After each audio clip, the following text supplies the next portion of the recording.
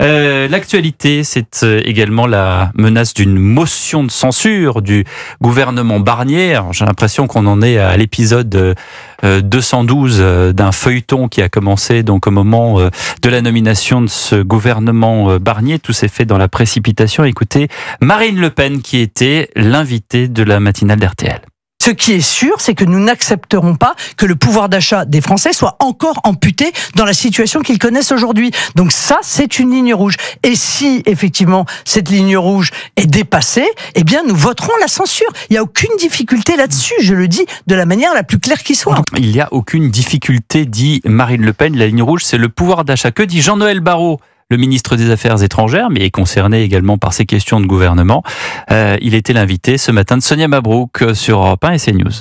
Il n'y a aujourd'hui aucune majorité alternative au socle qui soutient le gouvernement. Et que celui ou celle qui renversera le gouvernement privera le pays d'un budget et le précipitera dans le désordre et la chienlit. C'est vous le chaos ? C'est cette responsabilité-là qui sera sur les épaules de celui ou celle qui renversera le gouvernement. Donc c'est vous ou le chaos ? C'est priver le pays d'un budget et c'est le précipiter dans le désordre et c'est donc la chienlit.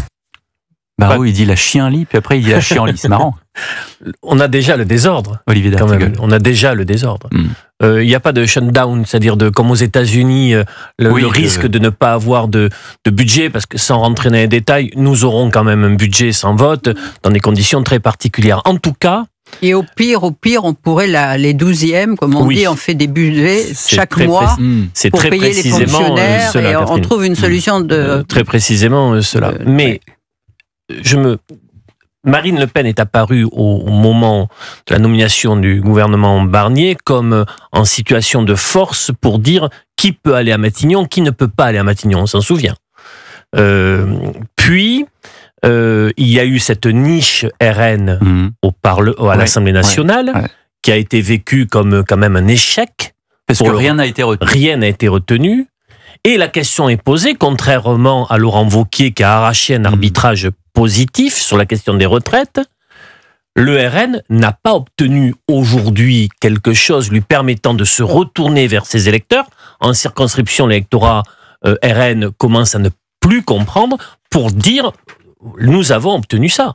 Certes, ce n'est pas la politique que nous souhaiterions, mais nous avons quand même arraché ça. S'il n'y a rien, comment le RN pourrait maintenir sa participation, soutien sans participation au gouvernement Barnier. Et c'est pour ça qu'aujourd'hui, le RN avec les voix de la gauche ont approuvé en commission l'abrogation de la réforme des retraites, qui reviendra la semaine prochaine à l'Assemblée nationale avec une perspective d'une retraite à 62 et pas 64 ans, Catherine Ney. Mais on a l'impression que les élus oublient dans quelle situation la France est, avec tout cet endettement budgétaire et tout ça.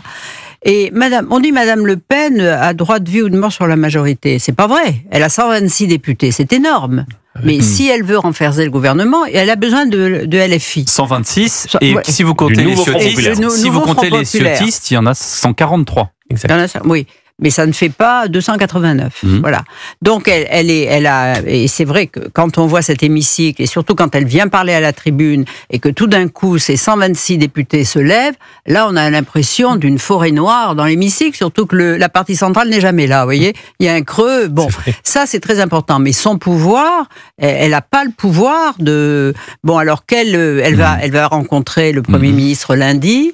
Moi je pense qu'il va lui lâcher quelque chose, mais elle en a d'autant plus besoin qu'elle est dans une... Je pense que la façon dont elle parle aujourd'hui est entièrement liée à ce qui lui arrive sur le plan judiciaire et son angoisse. Et c'est vrai que ce qui la menace est terrible. Ça veut dire que c'est une forme de vengeance ? C'est une forme de vouloir accélérer peut-être le calendrier et peut-être d'aller plus vite que la décision du printemps pour tenter ça. Et pour montrer en tous les cas qu'elle a un pouvoir, qu'elle existe et qu'il faut raconter avec elle. Sans attendre de savoir si elle est inéligible ou si elle a une peine de 50 ans. Mais les choses vont vite et plutôt dans la mauvaise direction pour le Rassemblement national. Pourquoi ? Le Rassemblement national était la seule formation politique à avoir un ticket. On n'a pas la culture du ticket comme aux États-Unis, mais c'était le plan Matignon, le château, l'Élysée pour Marine Le Pen, le poste de Premier ministre pour Jordan Bardella. Il l'a redit l'autre jour. Il l'a redit. Or, il y a en effet l'actualité judiciaire lourde dans les menaces qui pèsent sur l'avenir politique de Marine Le Pen. Et il y a Jordan Bardella qui est à la fois dans une séquence où il prend la lumière, mais où il fait montre aussi d'une certaine forme, si ce n'est de fragilité, mais en tout cas, le costume apparaît aujourd'hui grand, large, et c'est normal, au vu de son âge, pour la fonction suprême. Donc, on voit bien comment les choses... Elle l'a redit, Marine Le Pen, ce matin. Elle a dit, voyez, moi j'ai pris Jordan, il était très jeune, il a quand même beaucoup progressé, entre guillemets, grâce à moi. Donc, est-ce que le vote de la censure ne permettrait pas au RN, d'une certaine manière, de se remettre dans le match? Question est posée. La question est posée.